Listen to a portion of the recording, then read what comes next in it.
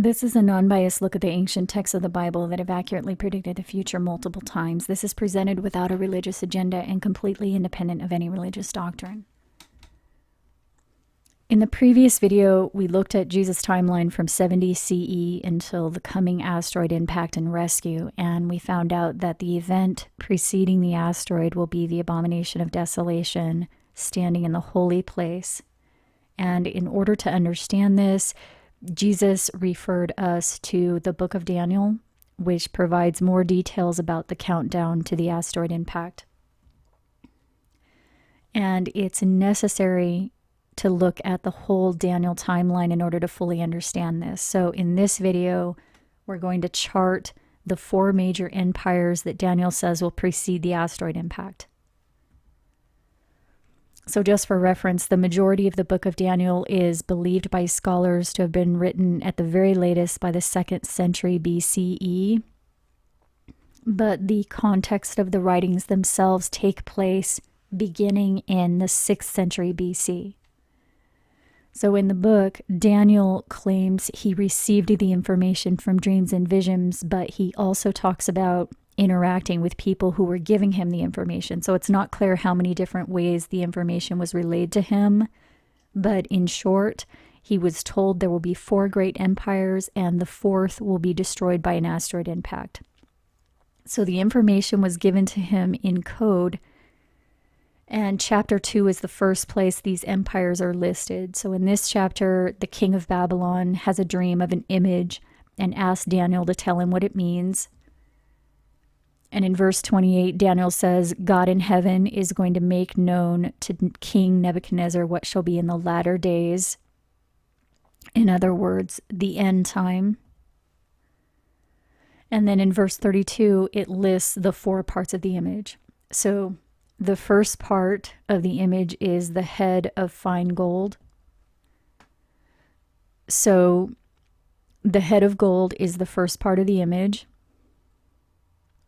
Then the next part in verse 32 is the breast and arms of silver.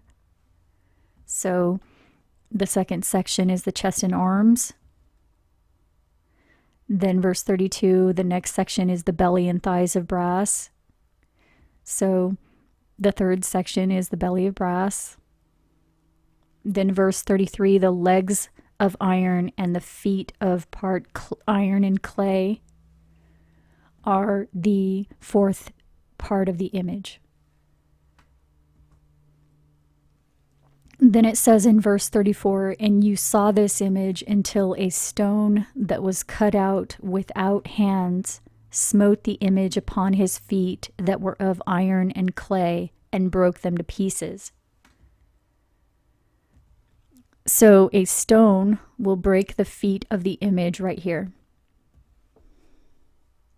Then it says in verse 35, the stone that smote the image became a great mountain and filled the whole earth. And by the way, the word translated as earth, number 772, also means land. So it's saying in verse 35, the stone that destroyed the image became a mountain and filled the whole land.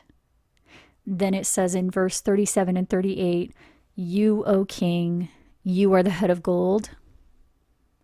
So in verse 28, we're told the king is Nebuchadnezzar, who Bible scholars agree refers to Nebuchadnezzar II, who was king of the Neo-Babylonian Empire from 605 BC until 562 BC.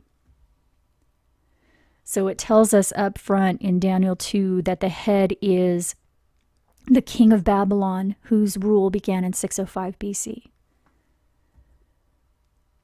Then verse 39 says, and after you will arise another kingdom inferior to you. So that implies that Nebuchadnezzar represents the whole kingdom of Babylon, not just the head itself represents the whole kingdom of Babylon, not just the king, because it says another kingdom. So that means the first one is a kingdom as well. So it says, another kingdom will arise. that is inferior to you, and a third kingdom of brass, and a fourth kingdom as strong as iron. So all four of these parts of the images it's saying right here are kingdoms. So the head, the arms, the belly, and the legs all represent kingdoms, and another word for that is empires. So kingdoms are empires. Then verses 41 through 43 says, where you saw the feet and toes, part clay and part iron, the kingdom shall be partly strong and partly broken, and they shall mingle themselves with the seed of men, but they shall not cleave to one another, even as iron is not mixed with clay. So we're not going to talk about who that refers to in this video, but it's making clear that it's referring to something that's going on in the last end of the fourth empire during the feet. During the feat of iron and clay, someone is mingling with the seed of men unsuccessfully. And verse 44, in the days of these kings, the God of heaven will set up a kingdom that will never be destroyed. So it's also saying that will happen during the end of the fourth empire as well, at the feet. And verse 45, the stone will break in pieces the iron, the brass, the clay, the silver, and the gold. In other words, the stone will destroy what these four empires built. So that's what Daniel 2 lays out. Four empires, and at the end of the fourth empire, all of it will be destroyed by a stone that is not cut out with hands. So that implies that it's a natural stone of some kind. And it says that stone is so big, it becomes a mountain in the land. Okay, so the next chapter in the book of Daniel that talks about this timeline is chapter 7, and it describes the four empires as beasts. So verses 3 and 4 say, 4 great beasts came up from the sea, and the first was like a lion and had eagle's wings. So the first empire is a lion with wings. And this is an ancient artifact called the Lion of Babylon. It's a brick panel of a lion with wings that existed in ancient Babylon during the reign of Nebuchadnezzar II. So Daniel 7 is confirming in verse 4 that the first beast, the lion with wings, represents the Neo-Babylonian Empire. So the first beast in Daniel 7 is a lion with wings, which also represents Babylon, and that matches the first part of the image in chapter 2. Then in verse 5, it says the second beast was like a bear with 3 ribs in its mouth. So the bear is the second beast in Daniel 7. And then verse 6, it says, after this, another like a leopard, which had 4 wings and 4 heads. So a leopard with 4 heads and 4 wings is the third beast in Daniel 7. Then in verse 7, it says a fourth beast, dreadful and terrible, strong exceedingly, with great iron teeth. So the fourth beast is terrible and has iron teeth, and that also matches the fourth part of the image in chapter 2 that has iron legs and feet. Then verse 7 also says, and it had 10 horns. The fourth beast had 10 horns. So there are 10 horns on the fourth beast.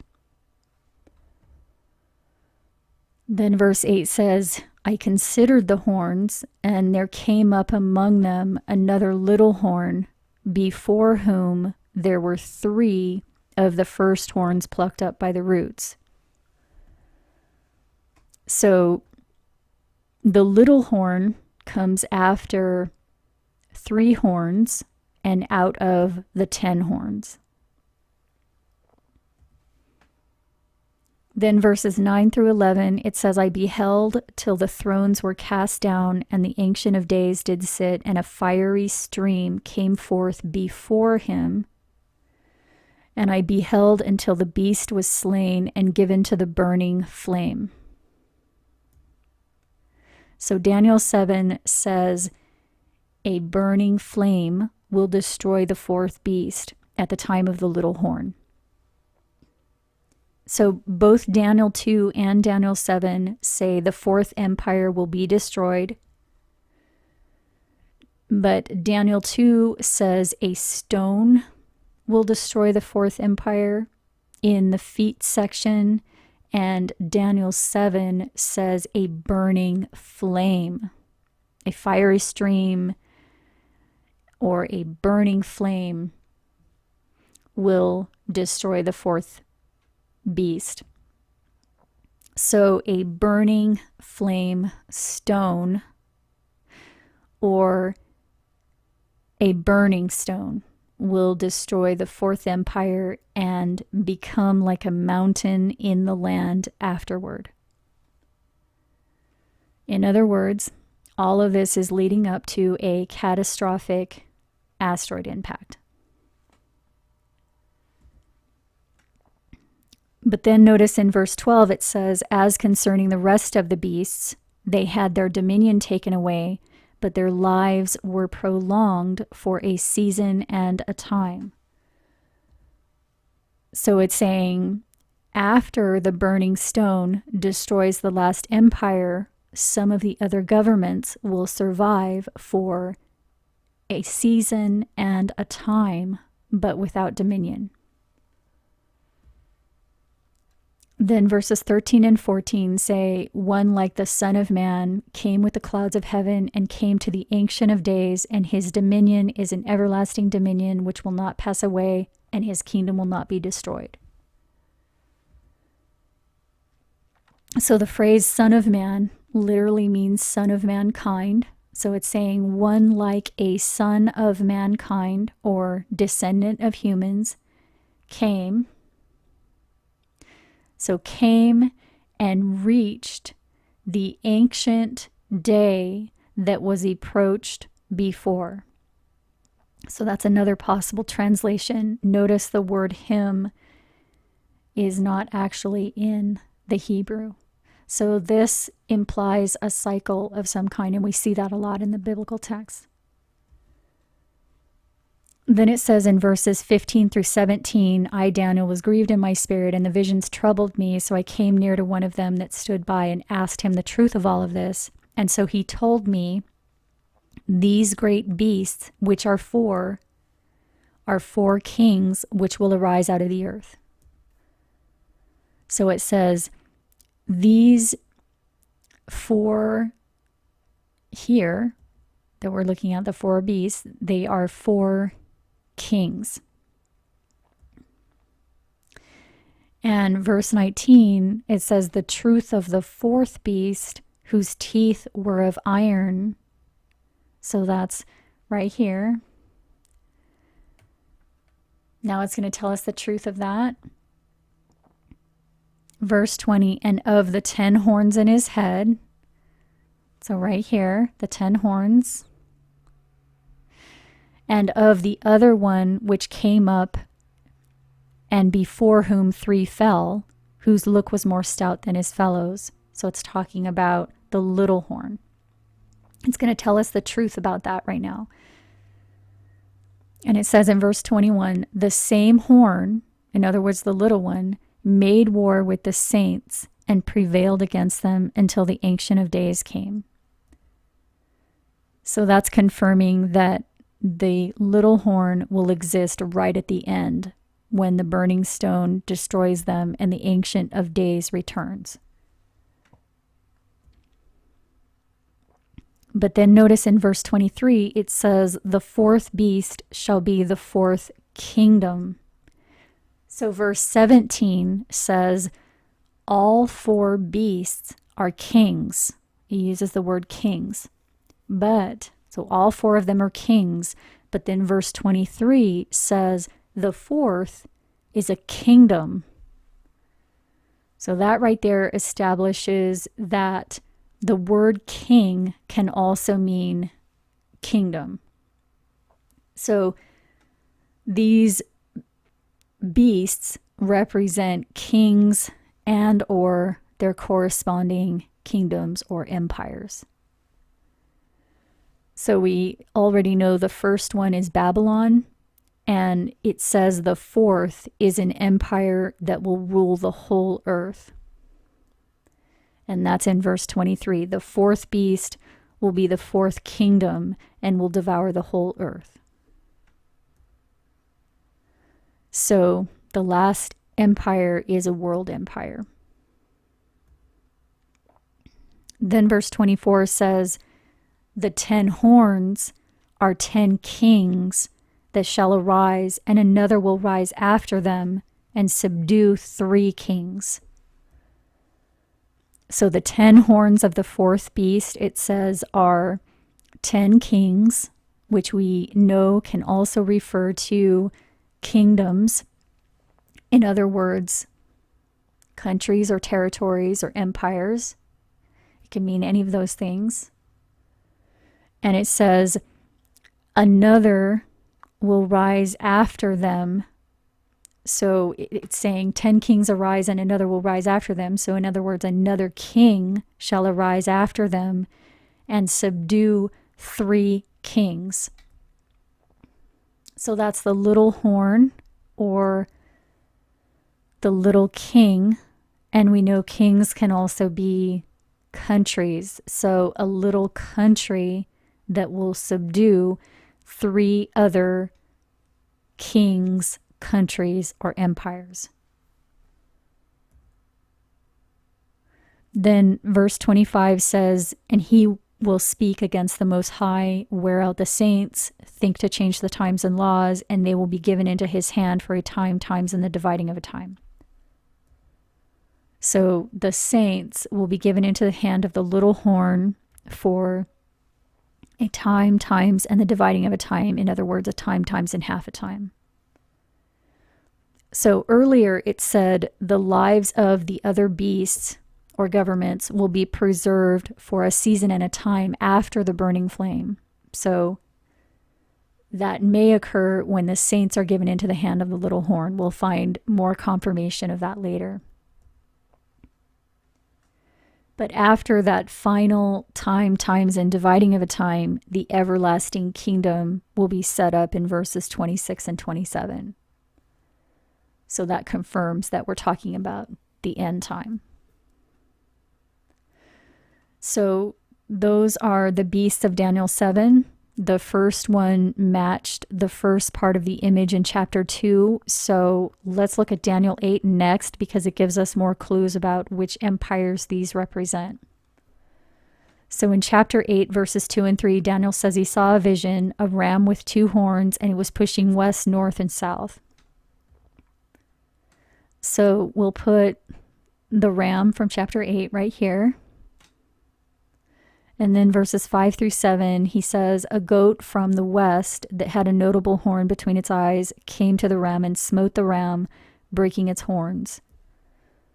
So the goat is after the ram. And then in verse 8, it says, the goat waxed great, and when he was strong, his horn was broken, and for it came up 4 notable ones toward the 4 winds of heaven. So the horn of the goat breaks into 4 horns, and that corresponds to the 4 heads of the leopard in Daniel 7. Then verse 9 says, and out of one of them came forth a little horn. So the little horn, it says, is going to come out of one of the 4 horns of the goat. And then in verse 10, it says, it waxed great even to the host of heaven. So that has to be the end time right there, because countries didn't go up to heaven until the last 100 years or so. And then verse 11, it says, and by him the daily sacrifice was taken away, and the place of the sanctuary was cast down. So we'll put a note in here because that's important. The daily sacrifice, it says, will be taken away by the little horn in the end time. Then verse 12 says, and a host was given to him against the daily sacrifice by reason of transgression. Then in verse 13, he asks the question, how long shall be the vision concerning the daily sacrifice and the transgression of desolation, to give both the sanctuary and the host to be trodden under foot? And the saint says to him, until 2,300 days, then shall the sanctuary be cleansed.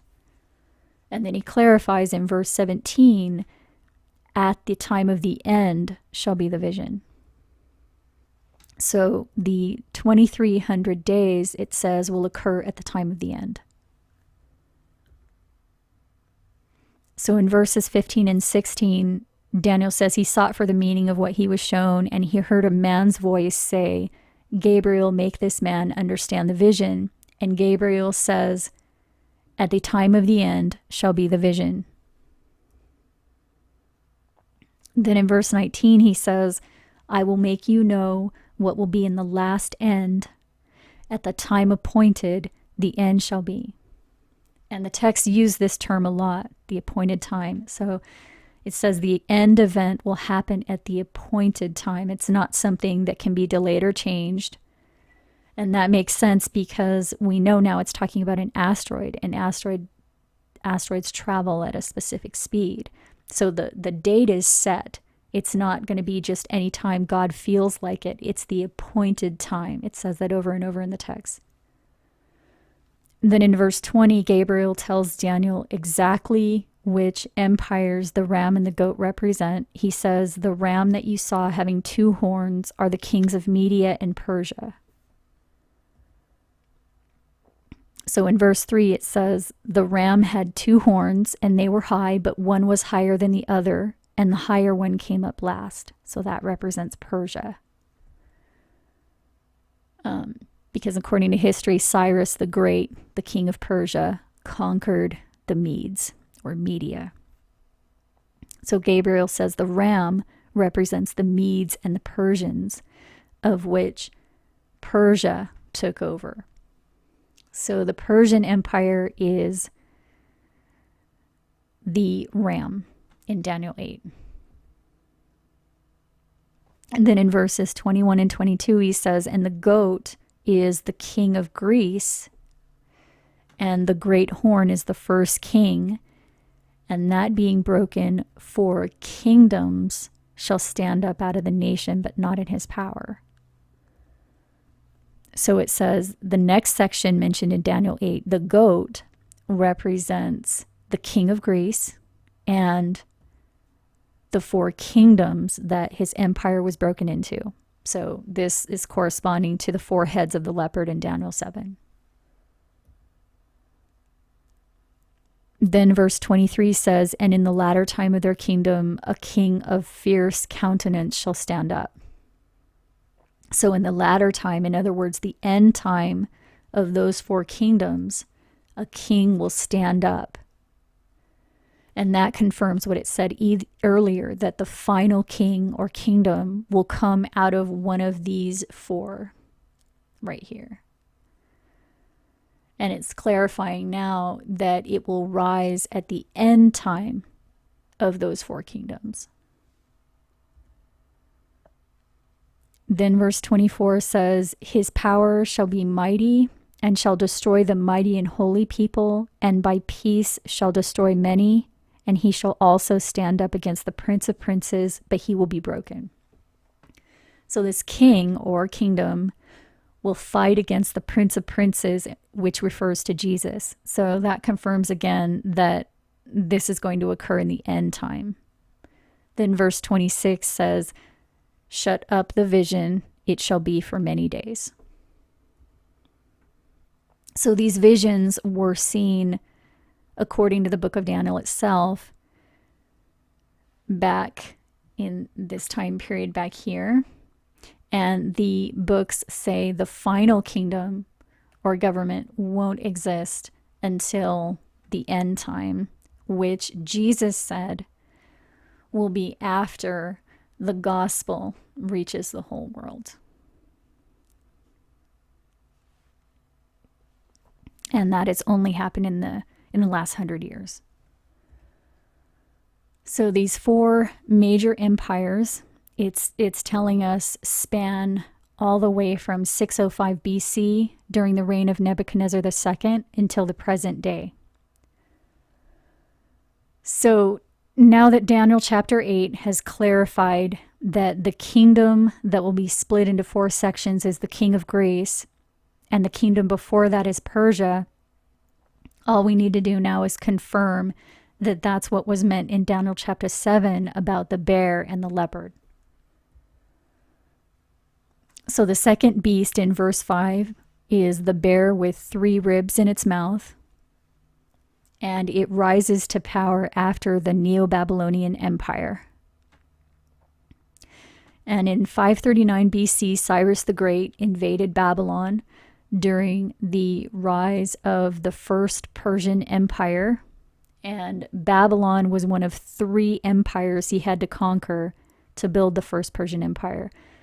So it says at the bottom of the page, Cyrus the Great would advance to defeat first the kingdom of Media, which was the first horn of the ram, second, the kingdom of Lydia, and third, the Babylonian Empire, which was the first beast. So that's the 3 ribs of the bear right there.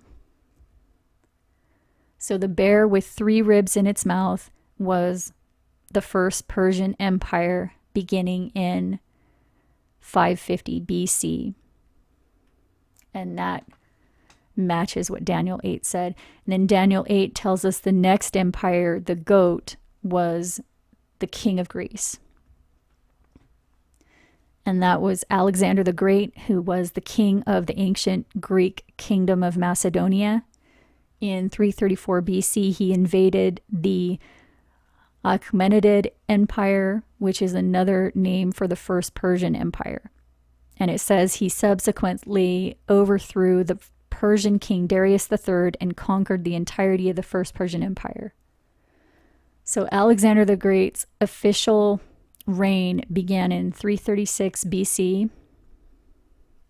So the king of Greece after Persia was Alexander the Great, who began his reign in 336 BC. And when he died, there was a dispute as to who his successor should be. And it says at the bottom down here, by about 281 BC, the dispute resulted in 4 major domains. First, the Antigonid dynasty in Macedon and central Greece. So we'll put Greece on here for short. Then second, it says the Ptolemaic dynasty in Egypt. So Egypt is next. Then it says the Seleucid dynasty in Syria and Mesopotamia. So we'll put Syria on here for short. And the 4th section, it says, was the Attalid dynasty in Anatolia, which is modern-day Turkey. So we'll put Turkey on here for short. And this time period of these 4 kingdoms is called the Hellenistic period. So the 3rd beast was the Greek Empire under Alexander the Great and the 4 kingdoms that reigned after Alexander's death during the Hellenistic period. And this is a map right here of the dynasties during that time period. The labels here are the names of the kings themselves, but the green section represents Macedonia, which is modern-day Greece. And the orange section represents the Attalid dynasty, which is in modern-day Turkey and Bulgaria. The yellow section was the Seleucid dynasty, which includes both Iraq and Syria in modern day. And the Ptolemaic dynasty in purple is modern day Egypt. Right here. So these are the 4 sections that Alexander's Greek Empire was split into, the areas that roughly correspond to modern-day Greece, Egypt, Syria, and Turkey. So in Daniel 8, verse 23, it says, "And in the latter time of these four kingdoms, a king of fierce countenance will stand up, who will also stand up against the prince of princes." So that king of fierce countenance will arise at the end time of these four kingdoms. And each of these four regions right here corresponded to a major empire at some point in history. Greece corresponded to not only the Greek Empire that we just looked at under Alexander the Great, but also ancient classical Greece, which flourished during the 4th and 5th centuries BC. Egypt corresponds to the ancient Egyptian Empire, which began around 3150 BC and reached its height during the New Kingdom, where it rivaled the Assyrian Empire. So Syria corresponds to the Neo-Assyrian Empire in Mesopotamia that some regard as the first real empire in human history, and that was from 911 BC until 609 BC. So 3 of these dynasties reached their full potential prior to the Hellenistic period, but the Turkey region did not rise to its full potential until the Turkish Empire, otherwise known as the Ottoman Empire, which dominated the region from 1299 CE until 1923 of the modern era. So the Turkish Empire reached its full potential from 1299 until 1923.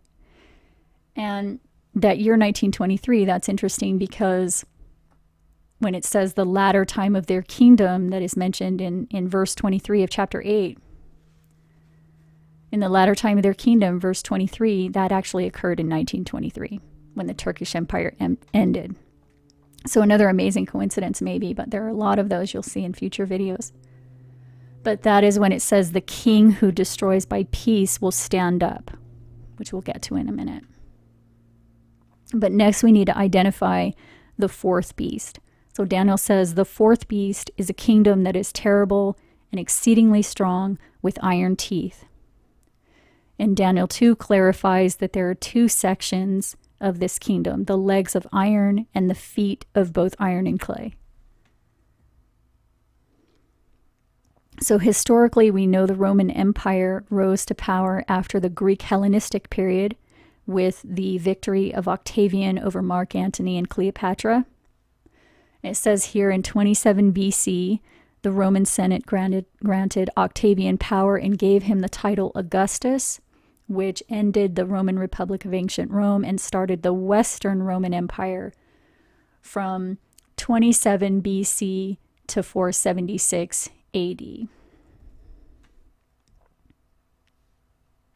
So the Roman Empire was the fourth beast, and the Western Roman Empire was the first phase of that, beginning in 27 BC.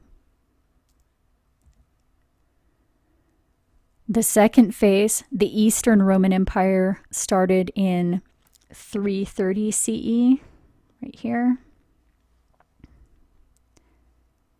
And that was during the reign of Constantine the Great, who established Christianity as the official religion of the empire. So the Eastern Roman Empire, also known as the Byzantine Empire, lasted from 330 to 1453. So the Eastern Roman Empire was the second phase, and it started in 330 CE. And the third phase was the Holy Roman Empire, which began in 962 with its largest territory in modern-day Germany. Although some historians, says here, consider the coronation of Charlemagne as the starting point of the empire, and that occurred on Christmas Day in the year 800, when Pope Leo III crowned Charlemagne emperor. So it started in either 800 or 962, and it was dissolved formally by Emperor Francis II in 1806, which is right here. So the third phase of the Roman Empire was the Holy Roman Empire that started in either 800 or 962, depending on which historian you ask. And finally, Daniel 8, verses 22 and 23 are talking about the four kingdoms that stand up out of Alexander's empire. And it says in verse 23, in the latter time of their kingdom, a king of fierce countenance shall stand up. So right here, in the latter time of that kingdom. And verse 24 says his power shall be mighty.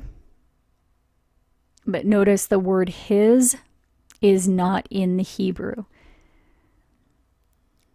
Right over here is the translation that has his in it, his will, his power, etc. It's not actually in the Hebrew. The word his does not show up. So it could also be its. So it's saying its power shall be mighty. And verse 25 says, and by peace it shall destroy many. So on January 10th, 1920, the League of Nations was established. And it says here it was the first international organization whose principal mission was to maintain world peace. So in verse 23, we know the word king can also refer to a whole kingdom. So it says, in the latter time of the four kingdoms of grace, when the transgressors are come to the full. So in the latter time, the absolute end, after Alexander's four kingdoms, after those kingdoms reached their full potential, the very, very end of their full potential, which occurred in 1923. And also, this is written in verse 23. It says, a kingdom will stand up, and by peace it shall destroy many, and also stand up against the prince of princes. So that's the League of Nations rising up in 1920 at the tail end of the final of those four empires. Ancient Greece, ancient Egypt, the ancient Neo-Assyrian Empire, and the Turkish Empire. The absolute end of those occurred in 1923, and the League of Nations rose up in 1920 at the tail end. And again, it was the first international organization whose principal mission was to maintain world peace. And also notice chapter 7 says in the same verses as chapter 8, verses 23 through 25, which, by the way, the League of Nations started in 1923 and the name was changed in 1945. So in the same verses, in both chapter 7 and chapter 8, it's verses 23 through 25 that talk about this. In chapter 7, verses 23 through 25, it says, the fourth beast shall be the fourth kingdom and shall devour the whole earth. And the United Nations replaced the League of Nations in 1945, and there are currently 193 member states which cover the whole earth, as you can see in this map. So everything in blue is a member of the kingdom that came in the name of peace, the United Nations. And their flag still displays the old Roman Empire symbol of the wreath, which was under the feet of the eagle in the Roman flag. And this right here was the emblem of the Byzantine Empire, otherwise known as the Eastern Roman Empire. And on the UN flag, The wreath under the feet of the two-headed eagle has remained, but the eagle has been replaced by an image of the whole earth, which seems to represent the Roman Empire's conquest of the whole world. So again, the League of Nations was established in 1920, just 3 years before the Turkish Empire officially ended, and the League of Nations was renamed the United Nations in 1945. So this is the chart of the first part of Daniel's countdown to the asteroid, and we'll continue this in the next video next week. If you appreciated this information, please consider providing support because I cannot do this without your help. There are also more links linked under the description below, and I'll put a link to the entire playlist right here for you. So for those of you that have been making these presentations possible, I want to say thank you so much, and I will talk to you next week.